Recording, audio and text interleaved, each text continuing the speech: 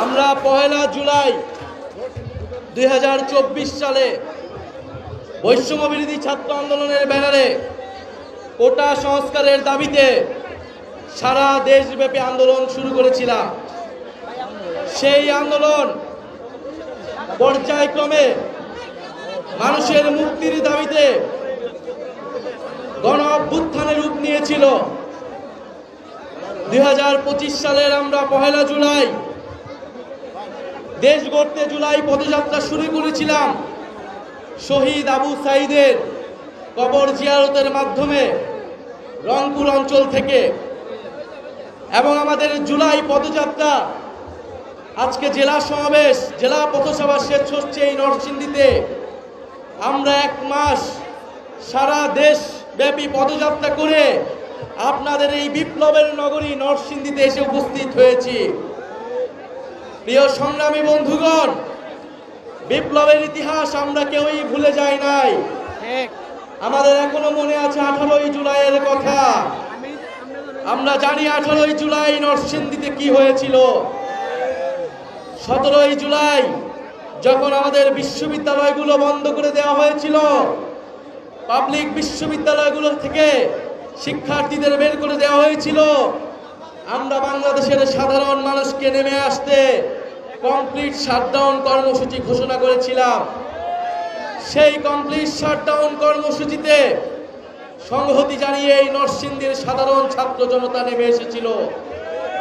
18 জুলাই আমরা জানি এই নরসিংদীতে আমার ভাই, এই নরসিংদীর শিক্ষার্থী তাহমিদ শহীদ হয়েছিলেন।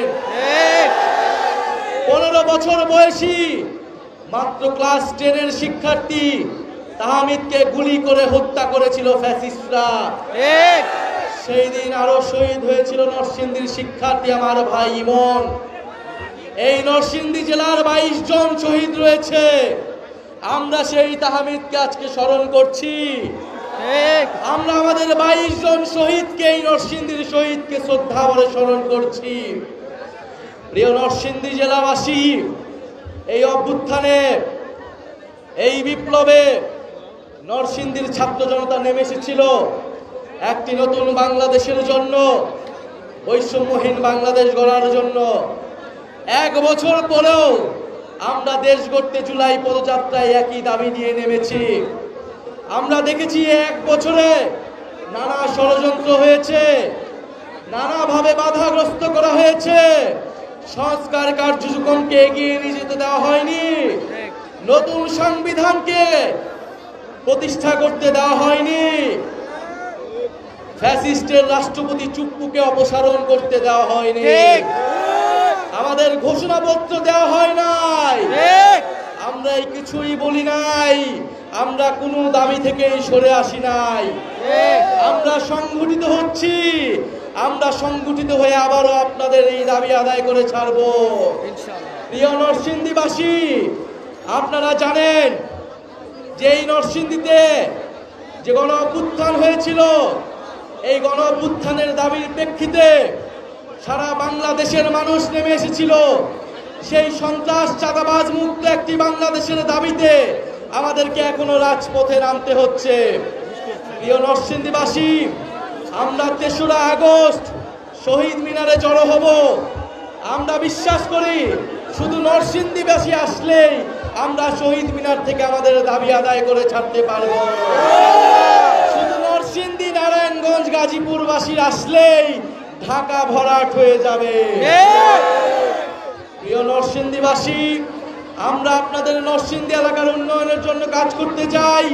নরসিংদীকে শিল্প উন্নত হিসেবে গড়ে তুলতে চাই।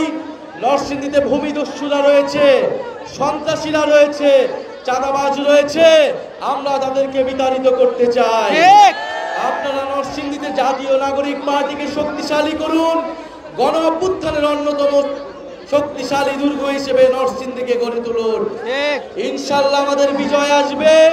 এবং সারা বাংলাদেশে জুলাই পদযাত্রা যেভাবে সফল হয়েছে, যেভাবে জনস্রোত নেমে এসেছে, নানা ষড়যন্ত্র, নানা হামলা আক্রমণের মাধ্যমে আমাদেরকে বাধা দেওয়ার চেষ্টা করেছে, কিন্তু আপনাদের জন্য, এই বিপ্লবী ছাত্র জনতার জন্য, সাধারণ মানুষের জন্য আমরা এই জুলাই পদযাত্রা সফল করতে পেরেছি। আপনাদেরকে এ কারণে ধন্যবাদ জানাই। ইনশাআল্লাহ জাতীয় নাগরিক পার্টি 5 মাসের মাথায় যে অভূতপূর্ব জনসাড়া ফেলেছে, ইনশাআল্লাহ আগামীর সংসদে, আগামীর বাংলাদেশে জাতীয় নাগরিক পার্টির জয় জয়কার হবে ইনশাআল্লাহ। নরসিংদীবাসীর জয় জয়কার হবে ইনশাআল্লাহ।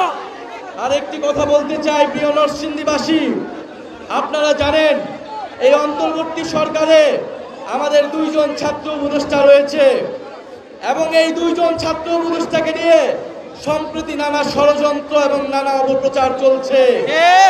আমাদের এই 2 জন ছাত্র উপদেষ্টা আমাদের জাতীয় নাগরিক পার্টির কেউ নয়, কিন্তু তারা গণ অভ্যুত্থানের প্রতিনিধি। গণ অভ্যুত্থানকে শক্তিশালী করতে, গণ অভ্যুত্থানের আকাঙ্ক্ষা বাস্তবায়নে তারা অন্তর্বর্তী সরকারে রয়েছে। তাদের বিরুদ্ধে ষড়যন্ত্র করে তাদেরকে বাধ্য করা হচ্ছে, তাদেরকে পদত্যাগে বাধ্য করার চেষ্টা করা হচ্ছে। এই সকল ষড়যন্ত্রকে আপনারা রুখে দিবেন।